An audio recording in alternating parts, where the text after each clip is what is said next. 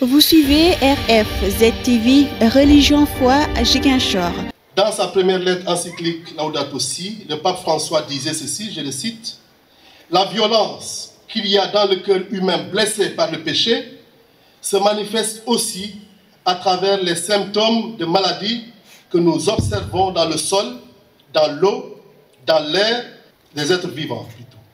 C'est pourquoi, parmi les peuples les plus abandonnés et maltraités, se trouve notre terre opprimée et dévastée qui gémit en travail d'enfantement. » Fin de citation. C'est l'un des passages qui a retenu l'attention de tous lors de la messe d'ouverture des activités diocésaines depuis son ordination à la tête du diocèse de Ziguinchor.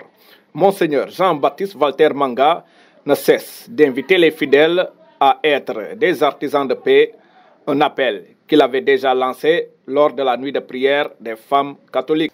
Je vous confie la prière de purification de notre terre casamançaise, comme je vous l'ai dit dimanche dernier à Elenki. Vous connaissez dans vos paroisses des lieux où le sang a été versé pendant ces longues années de guerre. Allez-y prier pour le pardon des péchés et pour ceux-là dont le sang a été versé, tous ceux-là qui ont perdu leur vie. Vous connaissez des endroits où quelqu'un a été tué, qui qu'il soit. Allez prier pour demander pardon à celui-là, pour nous réconcilier avec nos morts et pour purifier notre terre. La paroisse de Niassia illustre depuis cet appel à la paix par un pèlerinage annuel en mémoire du prêtre Raoul Sagna, mort sur une mine en 1997. Parmi ceux-là qui ont versé leur sang, nous avons l'abbé Raoul Sagna, mort tragiquement sur les routes de sa paroisse de Niassia le 26 octobre 1997. C'est l'anniversaire de son décès aujourd'hui, comme un clin d'œil à ce que j'ai dit.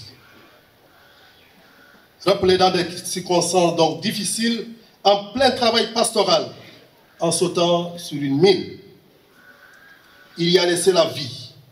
Et son vicaire, l'abbé Nazer Badji, gravement blessé, a été fortement handicapé jusqu'à la fin de ses jours. D'autres, pasteur l'abbé Siméon, ont mêlé leur sang à celui de plein d'autres de nos villages et de nos villes qui ont laissé leur vie et dont le sang a été versé sur notre terre.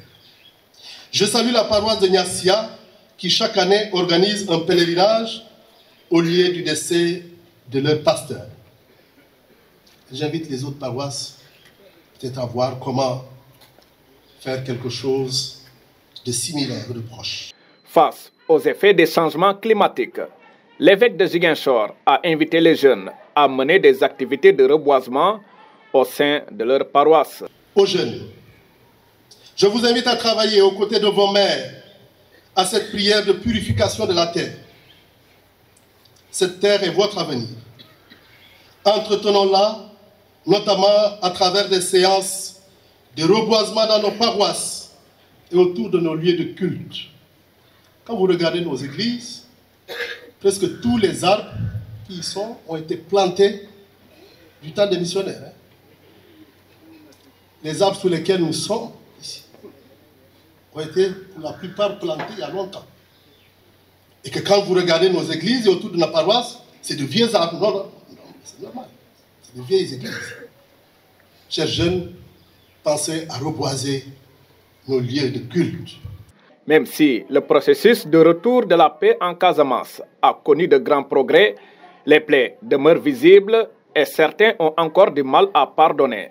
C'est pourquoi Monseigneur Jean-Baptiste Walter Manga invite les habitants à la réconciliation, l'une des missions qu'il s'est fixée. Vous suivez RFZ TV, Religion, Foi, Ziguinchor. Vous pouvez nous suivre sur YouTube et Facebook. RFZ TV, Religion, Foi, Ziguinchor.